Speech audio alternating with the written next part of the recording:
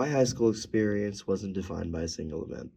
It wasn't the grades or the clubs or even the performances. It was something deeper. Much like my time at Transylvania University, albeit short so far, I found myself immersed in multiple aspects of school life: student government, beta, NHS, and theater. But what truly made my high school experience unforgettable were the teachers and staff who guided me, shaping me into who I am today. Also, making a fool out of myself. Cue the montage.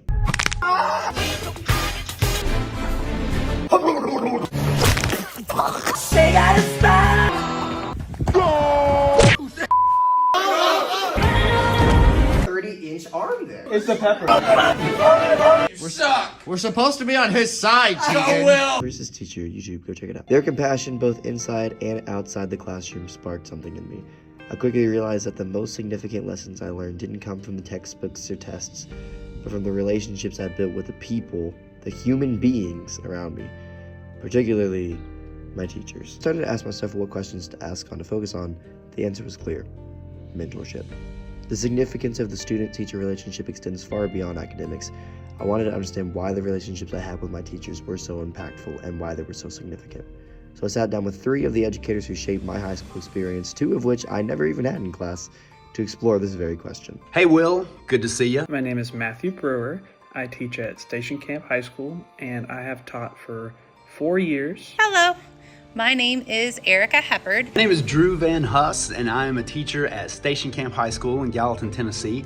I've been a teacher here for 15 years after a short career in the music business. I teach high school math, and I have experience in Tennessee and Kentucky. I am an honors and AP chemistry teacher at Station Camp High School in Gallatin, Tennessee. I teach social studies. I teach U.S. history and AP human geography. Next year, I'm going to be adding teaching as a profession and American history of rock and soul. I have taught for 17 years. I have been at Station Camp High School for 10 years, and I have taught at Michigan in a couple different schools for 7 years prior to that. You'll have to excuse a little bit of black eye that my boxer gave me over spring break. What does a teacher-student relationship look like in the context of your classroom specifically? When I asked this question, a certain word came up amongst all 3. Honest. Honesty. Honesty is the key factor. Student-teacher relationships are important because I believe that that's what builds like the culture within your classroom, but I'm a huge advocate of it being a 2-lane road. Mainly, I try to be open-minded and supportive of everybody. I try to talk to them and offer help when I can, and I'm always willing to listen. I get the respect that I need, and I give them the respect that they basically earn back. Teacher-student relationships in my classroom, pretty relaxed. Every now and then I'll have to get serious, and be the mean teacher, but it's pretty rare. I also would like to say that I'm fairly honest with my students, and I think they would say the same. I tell my students on the first day that if they'll just follow the simple rules that I set out for them, this will probably be one of the best classes they have in high school. Usually when they ask me questions, I'm not going to lie to them, and I feel like they appreciate that, and that trust we build helps strengthen the relationship. Future boss, when you go to work, is not going to sit there and hold your hand and walk you through everything they need done. So again, I am using my chemistry classroom to teach them the proper things that they are going to need in the workforce and at home. Try to tell them that, I've been in their shoes at some point, and I've learned from mistakes I've made, and I can help them avoid some of those same mistakes along the way, hopefully. I think it's very important to just treat your students like people. How do you approach building trust and a sense of connection with students outside of class, especially with those who may not initially seem engaged or open? If you'd have asked me that question again earlier on in my career, I would have given you that textbook answer of, all the classroom management systems and all the behavioral interventions and all the stuff. In all honesty though, sometimes those students who aren't engaged or open, they don't fall for those tricks. They're quite smart. I try to be as open and honest as I possibly can with any of my students. Basically, I always try to be a friendly face, and I do my best to say hello to the students every day, and I try to call them by name. Calling them by name is such a big thing. Steer them in the right direction, kind of shoot straight, for lack of a better term. And really just be very honest about, their situation, my situation, and just whatever's going on. There sometimes are just some kids that you can't reach, and it might be a personality clash, or sometimes they simply have checked so far out of high school that they're done. They're beyond even, a counselor or whatnot. But in reality, it sucks to say, it is sometimes the harsh reality that there are times you just simply can't reach kids. I think it's okay as a teacher to let your guard down a little bit and let them see from time to time that you're a real person. Even if they aren't open to you at first, if you're persistent and you keep up with it, they're going to recognize you're putting in the effort. Other ones that are more like antisocial, that kind of seem distant, sometimes under communication is best. Now, Will, for us extroverts, that's you, it's hard for us because we're also, out there.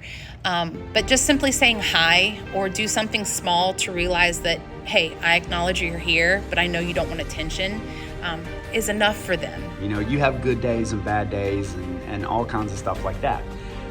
You can kind of see my room behind me a little bit. It's covered in comic book stuff, music stuff, because those have always been my big interest. Some people ask me how I designed my room, and I think I kind of designed it to be something that I would have been really comfortable with coming into when I was, 16, 17 years old. Whether you continue that effort will depend on, the reciprocation that you get back. Can I ask the big one? Can you share any experiences where you've seen a student significantly benefit from mentorship outside of regular class activities? More example that kind of gets you a little bit more in the feels, I guess, is one of the students that I constantly am always remembering is a boy named Dallas. He was an 8th grader, one of the very first years that I was teaching up in Michigan, and that did not have great home life at all. Dad was in and out of jail. Mom was a raging alcoholic, a violent alcoholic. Dallas's grades weren't great. They weren't horrible. He played football and he had to be passing all of his classes to play in that. But after football season was over, he would intentionally miss the bus, get in trouble, so he had to stay after school. And eventually he kind of caved in to myself and the football coach that he wanted to go home later because he found out that his mother would pass out every night from alcohol between 4 and 5 in the afternoon. And if he could get home after that, he wouldn't have to listen to her scream and yell and be abusive, verbally abusive. She was never, I don't think, ever physically abusive. He didn't want the home life. He said, it's just better if I go after she passes out.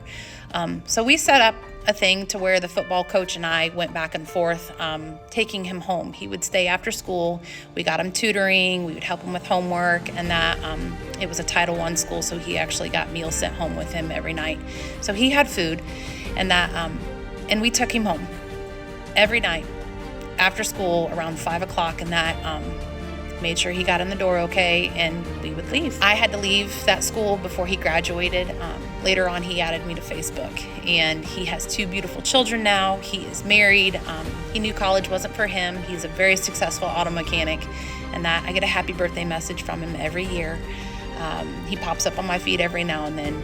But, if he wouldn't have opened up to us, and that, God knows what would have happened to him if he had to go home every day right after school and that. So that's just one thing of getting to know kids, that sometimes you realize what's going on in school obviously is affected by home life, and he was one of those that knew that he didn't want to ever grow up like his parents, and it's kind of nice to see that he never did.